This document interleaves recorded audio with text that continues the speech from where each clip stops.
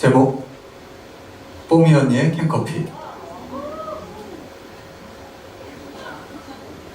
의대공과 2학년이었던 1994년 학교 광장에서 아기 공룡 분리 삽입곡인 비누방울 노래에 맞춰 앙증맞은 율동을 하고 있던 아내를 처음 보았다. 당시 광장에 있던 숱한 남학생들을 열광케 했던 그 귀여운 춤의 주인공은 알고 보니 간호학과 2학년 여학생이었고 나에게는 2년 후배였다. 그 후로 그녀는 학교에서 뽀미 언니라 불렸다. 1년이 지난 1995년 여름 초입, 시험기간이 달라 방이 비어있던 간호학과 까방에서 나는 기말고사 벼락치기를 하고 있었고 우연히 뽀미 언니가 들어와 컴퓨터 게임을 잠시 하더니 밖으로 나간 후 캔커피를 사가지고 와서 책상 앞에 턱하니 놓는 것이었다. 뽀미 언니가 내 마음속에 들어오는 첫 장면이었고 짝사랑의 시작이었다. 그 후 6개월간 혼자 성사병을 앓다가 성탄절 이브를 고백의 디데이로 잡았다. 디데이 전날인 12월 23일은 천하의 길치인 내가 종일 서울 시내를 돌아다니며 데이트할 코스를 모두 사전 답사했다.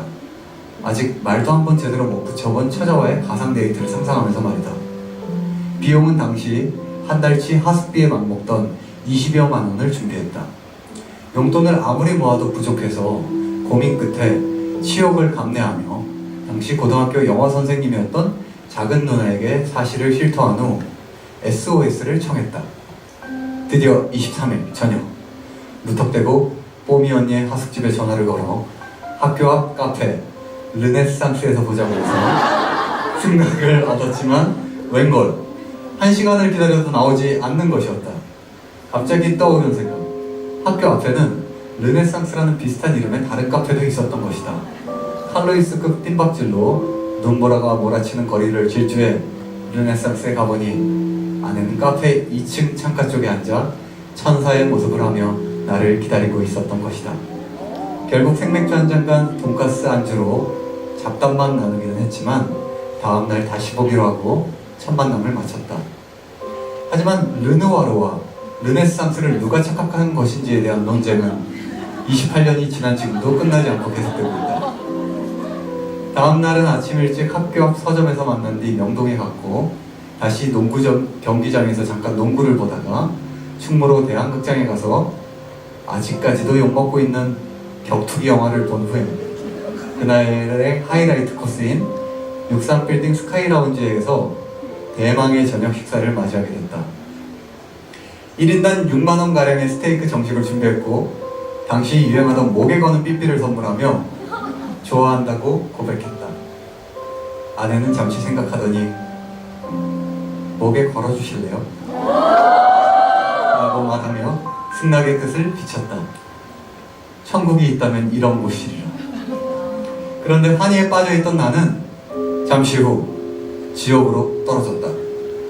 계산하러 카운터에 가니 10,000원이 부족하다는 것이었다. 사랑하는 여자와의 첫 만남, 첫 고백에서 10,000원이 부족해 돈을 꺼야 했던 그 순간 정말 죽고만 싶었다. 카드도 없던 그 시절, 짧지만 영혼 같던 잠깐의 고민 끝에 그녀에게 사실을 말하고 10,000원을 빌렸다. 계산 후 비참한 침묵 속에 1층으로 내려가는 고속 엘리베이터를 탔다. 그때 찾아온 두 번째 지옥. 아참, 지갑 속엔 하숙집에 갈 택시비도 없었던 것이었다. 아이씨, 누나한테 2만 원만 더. 성탄절 이브에 길 막히는 시내에서 택시를 많이 탄 것이 그날 적자의 원인이었다. 1층까지 내려가는 엘리베이터 속에서 그녀에게 다시 10,000원을 빌려달라고 말하는 굴욕적인 모습을 표현하자면 모 개그맨이 나를 2번 죽이는 거예요 라고 유행했던 유행어로 가름하겠다. 별 반응 없이 선뜻 돈을 내던 그녀와 함께 학교 앞으로 와서 헤어졌고 빈털터리가 된 나는 성탄절 당일은 종일 굶었다. 그래도 안 먹어도 배가 고프지 않은 날이었다. 하지만 저녁이 되니 사람은 사랑만으로는 살 수 없다는 고금의 진리가 틀린 말이 아니라는 걸 온몸으로 깨달았으며 이왕 버린 몸 한 번 더 버리자 하며 명치불구하고 밥 사달라는 전화를 걸었다. 뽀미 언니는 내가 가장 좋아하는 볶음밥을 사줬고 3년 후 우리는 결혼했다. 28년이 지난 지금 뽀미 언니는 일남일녀를 둔 뽀미 아줌마가 됐고 또한 지연우님의 열렬한 팬이 됐다. 이 글은 집에서 밥 굶지 않고 인간 대접받으며 살고 싶으면 반드시 사연을 써서 당첨이 되어야 한다는 뽀미 아줌마의 위험에 부딪힌 두 번 죽다가 살아난 남자예요. 그때 캔커피를 갖지 말았어야 했다는 처절한 후회가 담긴 반성문은 절대 아니라는 것을 밝히며 글을 마칩니다.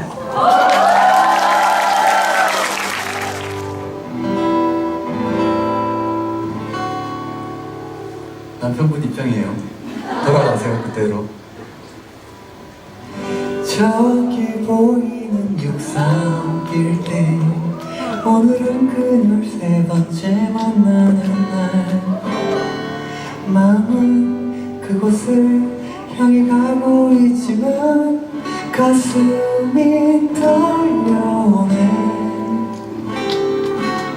새로운 상부들과 어색해 자꾸 쇼윈도에 날 비춰봐도 물쑥한 내 모습이 더 못마땅한 그녀를 만나는 곳 100m 전 장미꽃 한 송이를 안겨줄까.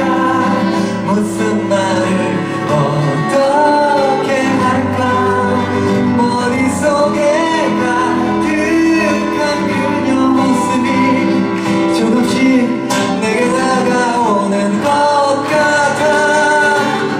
하늘에 구름이 솜사탕이 아닐까.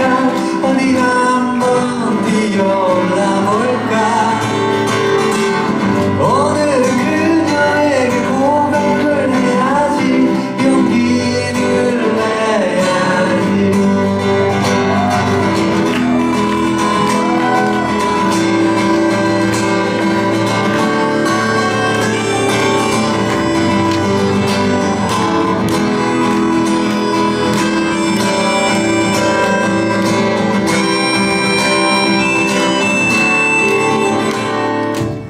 벌써 널 기다리지 않을까. 아직 15분이나 남았는데 어젯밤에 맞춰놓은 내 시계바늘이 잠든 게 아닐까. 살살 넘겨 빗은 머리가 바람에 날려 흩어지진 않을까.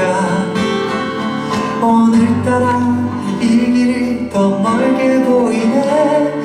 그녀를 만나는 곳 100m 전 장미꽃 한 송이를 안겨줄까. 무슨 말을